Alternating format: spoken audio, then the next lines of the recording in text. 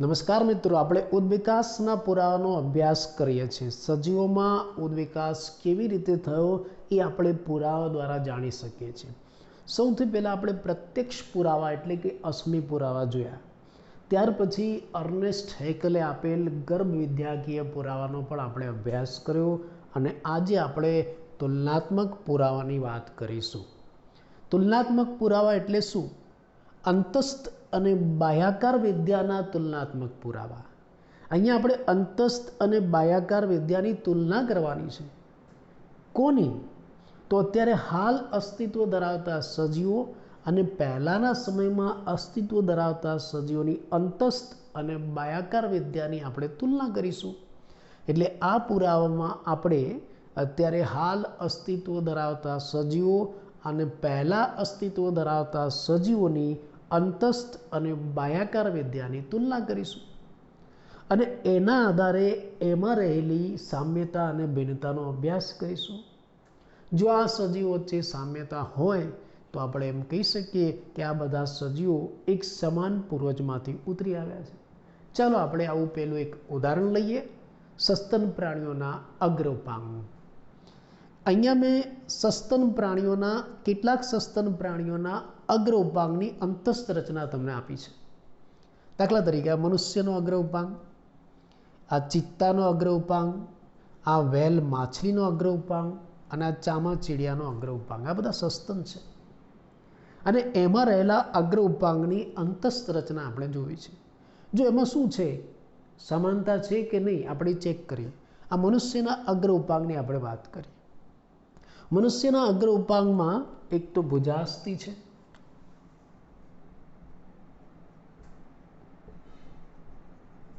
બીજું આ અર્ય પ્રકોષ્ઠ અસ્થિઓ છે,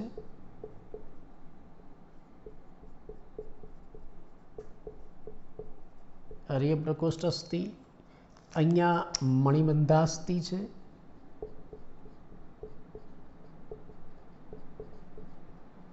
અને આ પશ્ચિમ મણિબંધાસ્થિ.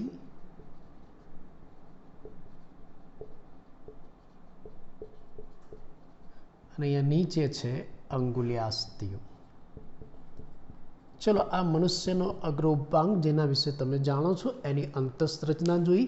તો મનુષ્યના અગ્ર ઉપાંગમાં શું છે? ભુજાસ્થિ, અર્ય પ્રકોષ્ઠાસ્થિ, મણિબંધાસ્થિ, પશ્ચિમ મણિબંધાસ્થિ ને અંગુલ્યાસ્થિ.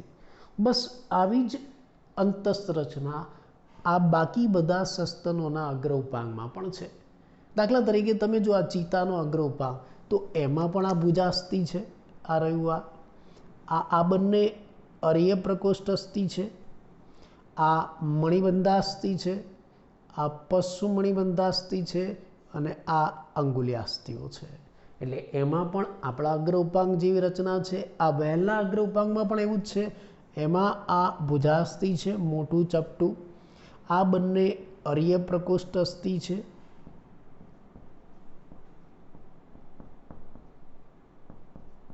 અર્ય પ્રકોષ્ઠ અસ્થિ. આ મણિબંધાસ્થિ છે, આ પશ્ચિમ મણિબંધાસ્થિ અને આ બધા અંગુલ્યાસ્થિઓ છે.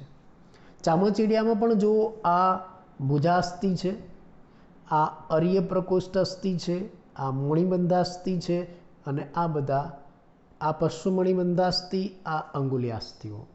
એટલે તમે આ મનુષ્ય, આ ચિત્તો, વેલ અને ચામાચીડિયાના અગ્ર ઉપાંગની અંતસ્થ રચના જોશો તો એમાં એક સમાન, એક સરખી પેટર્ન જોવા મળશે.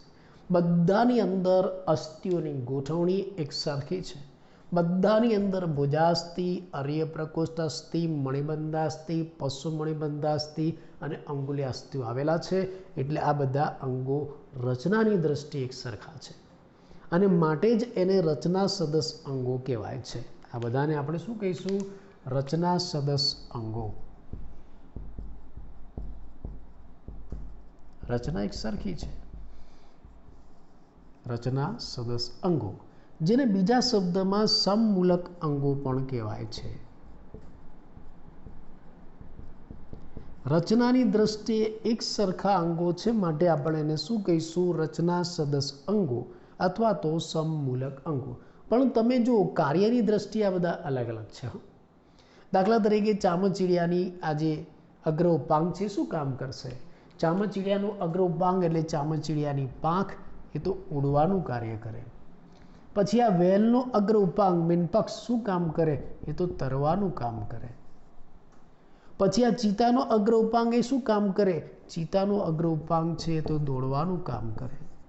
અને મનુષ્ય આપણો અગ્ર ઉપાંગ શું કામ કરે? હલનચલન અને પકડ પ્રાપ્ત કરવાનું કામ કરે.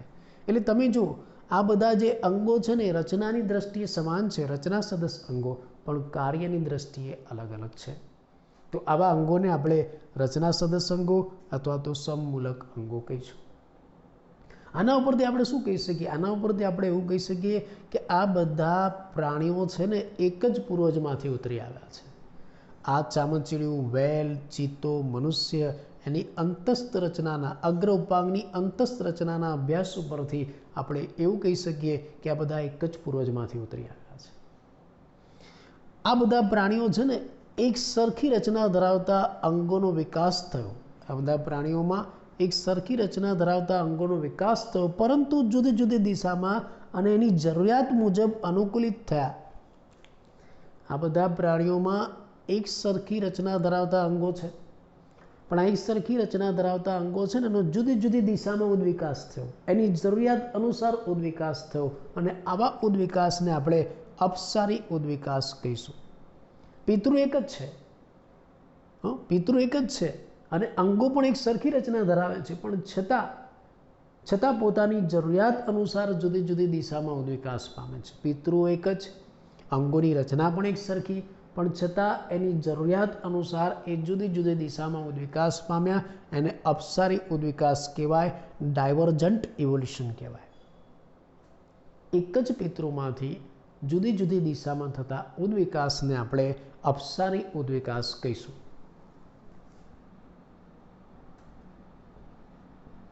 એક જ પિતૃમાંથી જુદી જુદી દિશામાં થતો ઉદ્વિકાસ, જેને આપણે શું કહીશું? અપસારી ઉદ્વિકાસ, ડાયવર્જન્ટ ઇવોલ્યુશન. બસ આવા જ અપસારી ઉદ્વિકાસના પુરાવાઓ આપણે પૃષ્ઠવંશી પ્રાણીઓના હૃદય અને મગજમાં પણ પ્રાપ્ત કરી શકીએ છીએ. પૃષ્ઠવંશીઓમાં પણ આપણે આવા સમમૂલક અંગો જોઈ શકીએ છીએ. એમાં આપણે પહેલું ઉદાહરણ લઈએ, પૃષ્ઠવંશી પ્રાણીઓના હૃદય. અહીંયા મેં તમને કેટલાક પૃષ્ઠવંશી પ્રાણીઓના હૃદય દોરીને બતાવ્યા છે. મત્સ્ય, ઉભયજીવી, સરીસૃપ અને સસ્તન. આ હૃદયમાં તમે જુઓ શું જોવા મળે છે? આ મત્સ્યનું હૃદય બે ખંડોનું બનેલું છે. જુઓ, આમાં બે ખંડ છે મત્સ્યમાં.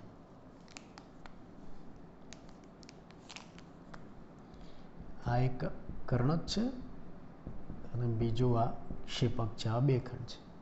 પણ પછી આ ઉભયજીવીમાં જુઓ, આમાં મત્સ્યમાં હૃદય બે ખંડોનું બનેલું હતું, જ્યારે ઉભયજીવીમાં હૃદય ત્રણ ખંડોનું છે. આ બે કર્ણક નાના અને આ એક મોટું ક્ષેપક. આ બંને કર્ણક અને આ એક મોટું ક્ષેપક ઉભયજીવીમાં. જ્યારે સરીસૃપમાં તમે જુઓ, એમાં હૃદય અપૂર્ણ ચતુષ્ખંડી છે. આમાં ત્રણ ખંડોનું હતું. આમાં અપૂર્ણ ચતુષ્ખંડી. અહીંયા પણ બે કર્ણક છે આવા. અને જો ક્ષેપક છે, પણ ક્ષેપક કેવું છે? અપૂર્ણ વિભાજિત. આ ક્ષેપક છે, અપૂર્ણ વિભાજિત ક્ષેપક, એટલે અપૂર્ણ ચતુષ્ખંડી હૃદય સરીસૃપમાં જોવા મળશે. તો અહીંયા આપણે હૃદયના અંતસ્થ અંગો, હૃદયની તુલના કરીએ છીએ. હૃદયની આપણે અંતસ્થ અંગોની તુલના કરીએ છીએ. અહીંયા આપણે હૃદયની તુલના કરીએ છીએ. કોના હૃદયની તુલના કરીએ છીએ? મત્સ્ય, ઉભયજીવી, સરીસૃપ અને સસ્તન. તમે આ ચારે ચાર આ જે પૃષ્ઠવંશી પ્રાણીઓ છે એના હૃદયની તુલના કરશો તો એના પરથી તમને શું દેખાય છે? ચાલો આપણે જોઈએ. હવે જો આપણે સસ્તનના હૃદયની વાત કરીએ, સ્પષ્ટ સસ્તનની અંદર સ્પષ્ટ 4 ખંડોનું બનેલું હૃદય છે, આવા 2 કર્ણક છે અને આવા 2 ક્ષેપક છે. એટલે તમે જુઓ, આ પૃષ્ઠવંશી પ્રાણીના હૃદયની અંતસ્થ રચના આપણે જોઈ અને એની તુલના કરી.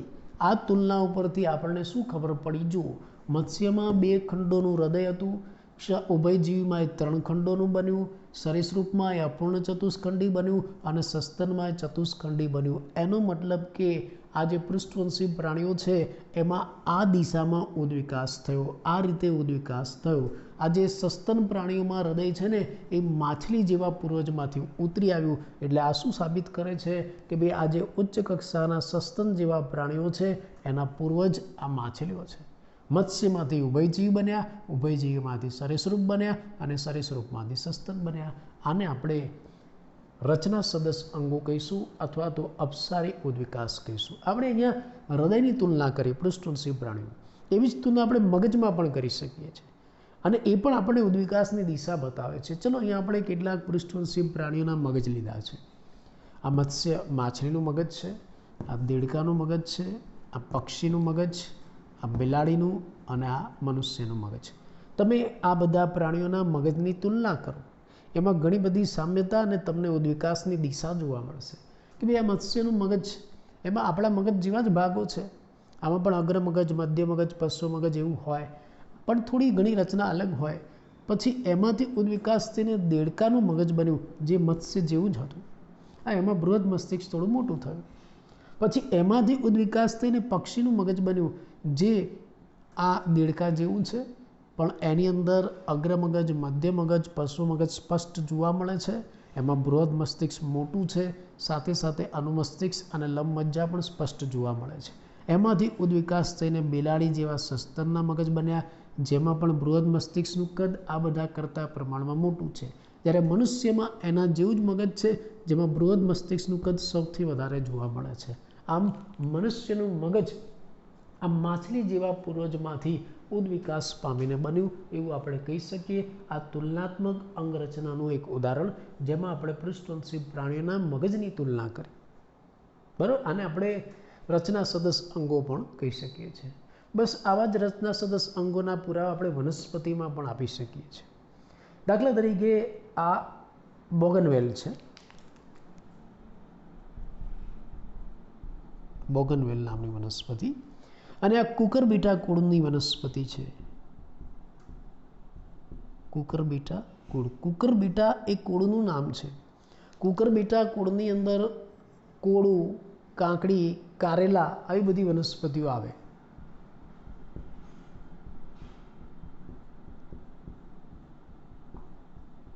આ બધી વનસ્પતિઓ આવી એક વનસ્પતિ મેં બતાવી છે. માની લો કે આ કારેલાનો વેલો છે અને આ બોગનવેલ છે. આપણે એની સરખામણી કરીએ, એની તુલના કરીએ, જો શું જોવા મળશે. આ જે બોગનવેલ છે ને એમાં આવું એક પ્રકાંડકંટક છે, એમાં પ્રકાંડકંટક હોય, એના પ્રકાંડમાંથી આવો કાંટો બન્યો છે, કંટક બન્યું છે. અને આ જે કુકરબીટા છે, કોળું, કારેલા કોઈ પણ, એની અંદર આવું પ્રકાંડ સૂત્ર છે. બોગનવેલમાં પ્રકાંડકંટક છે અને આ કુકરબીટામાં પ્રકાંડ સૂત્ર છે. બંનેનો ઉદ્ભવ એક સરખો છે, પણ અહીંયા કાંટો બન્યો ને અહીંયા સૂત્ર બન્યું. આ પ્રકાંડકંટક છે રક્ષણનું કામ કરે અને આ પ્રકાંડ સૂત્ર છે આરોહણનું કામ કરે. એટલે બંનેમાં રચના એક સરખી. આ પ્રકાંડમાંથી બન્યું, આ પણ પ્રકાંડમાંથી બન્યું. રચના અને ઉદ્ભવ એક સરખો પ્રકાંડમાંથી, પણ કાર્ય અલગ અલગ. જો બંનેમાં ઉદ્ભવ એક સરખો, અહીંયા કંટક છે પ્રકાંડમાંથી ઉદ્ભવ પામ્યો, અહીંયા સૂત્ર છે પણ પ્રકાંડમાંથી ઉદ્ભવ પામ્યો. આ પ્રકાંડ કંટક, આ પ્રકાંડ સૂત્ર, એટલે બંનેમાં ઉદ્ભવ એક સરખો પણ કાર્ય અલગ અલગ, રક્ષણ અને આરોહણ. આને આપણે રચના સદસ્ય અંગો કહીશું. આ બધા રચના સદસ્ય અંગોના પુરાવો આપણને એવું સાબિત કરી આપે છે કે આ બધા સજીવો એક જ પૂર્વજમાંથી ઉતરી આવ્યા છે. દાખલા તરીકે પહેલો જે પુરાવો છે એ આપણને એવું કહે છે કે આ બધા સસ્તન પ્રાણીઓ છે ને એ બધા એક જ પૂર્વજમાંથી ઉતરી આવ્યા છે. બીજો આ જે હૃદયનો પુરાવો છે એ આપણને એવું કહે છે કે આ સસ્તન જેવા પ્રાણીનું હૃદય આ માછલી જેવા પૂર્વજમાંથી બન્યું છે. ત્રીજો આ મગજનો પુરાવો આપણને એવું કહે છે કે ભાઈ મનુષ્ય, આપણું જે મગજ છે ને એ માછલી જેવા પૂર્વજોમાંથી ક્રમશઃ ઉદ્વિકાસ પામીને બનેલું છે. એવી જ રીતે વનસ્પતિમાં પણ આપણે રચના સદસ્ય અંગોના પુરાવા જોયા.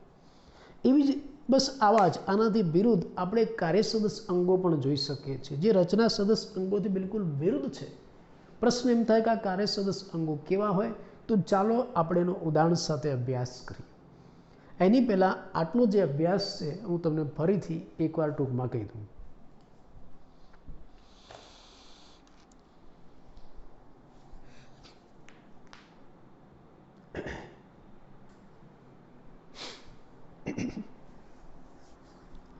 જો મિત્રો, આ એક રંગબેરંગી અને ઇન્ટરેસ્ટિંગ અભ્યાસ છે. સરસ મજાની આકૃતિઓ સાથે આપણે કરી શકીએ છીએ કે ભાઈ સજીવોમાં ઉદ્વિકાસ કેવી રીતે થયો એ આપણે એના પુરાવા પરથી જોઈ શકીએ. આપણે સૌથી પહેલાં એનો પ્રત્યક્ષ પુરાવો અશ્મિ પુરાવો લીધો, પછી ઉદ્વિકાસી પુરાવા પણ જોયા જે અર્નેસ્ટ હેકલ આપેલા. હવે આપણે તુલનાત્મક પુરાવા લઈશું, જેમાં આપણે તુલના કરીશું, અંગોની તુલના કરીશું. કોની વચ્ચે? અત્યારે હાલ અસ્તિત્વ ધરાવતા સજીવો અને પહેલાં અસ્તિત્વ ધરાવતા સજીવોના અંગો વચ્ચે આપણે તુલના કરીશું. બે રીતે, કાં તો એ અંગોની અંતસ્થ અથવા તો પછી બાહ્યાકાર વિદ્યાના અભ્યાસો પરથી. અને આ તુલના કરીને આપણે એની અંદર રહેલા લક્ષણોની સામ્યતા અને ભિન્નતા જોઈશું. જો લક્ષણોમાં સામ્યતા હોય તો આપણે એમ કહી શકીએ કે આ બધા એક જ પૂર્વજમાંથી ઉતર્યા છે. આવું પહેલું ઉદાહરણ, પહેલી તુલના આપણે કરી આ સસ્તન પ્રાણીઓના અગ્ર ઉપાંગમાં. જો આપણે આ સસ્તન પ્રાણીઓના અગ્ર ઉપાંગની અંતઃસંરચનાની તુલના કરીશું, મનુષ્ય, ચિત્તો, વહેલ, ચામાચીડી, એના અગ્ર ઉપાંગની આપણે તુલના કરીએ, એની પેટર્ન જોઈએ, એમાં અસ્થિઓની ગોઠવણી જોઈએ, બધામાં એક સરખી છે, પણ છતાં બધાના કાર્ય અલગ અલગ છે. એનો મતલબ કે આ બધા પ્રાણીઓમાં એક સરખી રચના ધરાવતા અંગો છે એ જુદી જુદી દિશામાં ઉદ્વિકાસ પામ્યા, અને આવા ઉદ્વિકાસને આપણે અપસારી ઉદ્વિકાસ કહીશું. આ બધાના પૂર્વજ એક જ છે, એટલે એક જ પૂર્વજ ધરાવતા જે સજીવો છે એના અંગોનો જુદી જુદી દિશામાં જે ઉદ્વિકાસ થયો એને આપણે અપસારી ઉદ્વિકાસ, ડાયવર્જન્ટ ઇવોલ્યુશન કહીશું. બીજું, આ બધા અંગો રચનાની દ્રષ્ટિએ એક સમાન છે, માટે એને રચના સદસ્ય અંગો અથવા તો સમમૂલક અંગો કહેવાય. આવા ઉદાહરણ આપણે પૃષ્ઠવંશી પ્રાણીઓના હૃદય અને મગજમાં પણ જોઈ શકીએ છીએ. જો આપણે મત્સ્ય, ઉભયજીવી, સરીસૃપ અને સસ્તન પ્રાણીઓના હૃદયની તુલના કરીશું તો આપણને ખ્યાલ આવશે કે સસ્તન જેવા પ્રાણીઓના હૃદય એ મત્સ્ય જેવા પ્રાણીઓના હૃદયમાંથી ઉતરી આવ્યા છે. એનો મતલબ કે સસ્તન છે મત્સ્ય જેવા પૂર્વજમાંથી ઉતરી આવ્યા છે. મત્સ્યમાં 2 ખંડોનું હૃદય હતું, ઉદ્વિકાસ થઈને ઉભયજીવીમાં 3 ખંડોનું બન્યું, સરીસૃપમાં એ અપૂર્ણ ચતુષ્ખંડી બન્યું અને સસ્તનમાં સંપૂર્ણ ચતુષ્ખંડી બન્યું. તો આ રીતે સસ્તન પ્રાણીઓની અંદર, પૃષ્ઠવંશી પ્રાણીઓમાં આ રીતે ઉદ્વિકાસ થયો હૃદયનો. એ રીતે આપણે મગજની અંતઃસંરચનાનો અભ્યાસ કરી શકીએ છીએ, એની તુલના કરી શકીએ છીએ. અહીંયા કેટલાક પૃષ્ઠવંશી પ્રાણીઓના મગજ મેં તમને દોરીને આપ્યા છે. મત્સ્યનું મગજ, દેડકો, પક્ષી, બિલાડી અને મનુષ્ય. મત્સ્ય અને દેડકામાં લગભગ સરખા મગજ છે, થોડો ઘણો ફેરફાર, અને ફેરફાર એના બૃહદ મસ્તિષ્કમાં. ધીરે ધીરે તમે જો આ પ્રાણીઓમાં બૃહદ મસ્તિષ્કના કદમાં વધારો થયો, ધીરે ધીરે આ પ્રાણીઓમાં અનુમસ્તિષ્ક અને લંબમજ્જાનો વિસ્તાર સ્પષ્ટ બનતો ગયો, અને ધીરે ધીરે ઉદ્વિકાસ પામીને મનુષ્ય જેવા પ્રાણીઓના મગજ બન્યા. તો આ એવું પુરવાર કરે છે કે મનુષ્યના મગજ એ માછલી જેવા પૂર્વજમાંથી ઉતરી આવ્યા છે, એટલે મત્સ્ય છે એ આપણા પૂર્વજ છે એવું આપણે કહી શકીએ. આ તુલનાત્મક અંગરચનાનો પુરાવો થયો. આવો જ પુરાવો આપણે વનસ્પતિમાં પણ આપી શકીએ છીએ. વનસ્પતિમાં પણ આવા રચના સદસ્ય અંગો છે. એનું ઉદાહરણ છે બોગનવેલ અને કુકરબીટા કુળની વનસ્પતિ. બોગનવેલ અને કુકરબીટામાં તમે જોશો ને તો બોગનવેલમાં પ્રકાંડકંટક છે, તો કુકરબીટામાં પ્રકાંડસૂત્ર છે. આ બંનેનો ઉદ્ભવ એક સરખો છે, ઉદ્ભવની દ્રષ્ટિ સમાન, કાર્યની દ્રષ્ટિ અલગ અલગ. અહીંયા પ્રકાંડ છે કાંટામાં ફેરવાયું, અહીંયા પ્રકાંડ સૂત્રમાં ફેરવાયું. આ કાંટા રક્ષણનું કામ કરે, સૂત્ર એ આરોહણનું કામ કરે, અને રચના સદસ્ય અંગો કહેવાય છે. બિલકુલ આનાથી વિપરીત કાર્ય સદસ્ય અંગો હોય છે, જે કેવા હોય ચાલો આપણે એનો ઉદાહરણ સાથે અભ્યાસ કરીએ.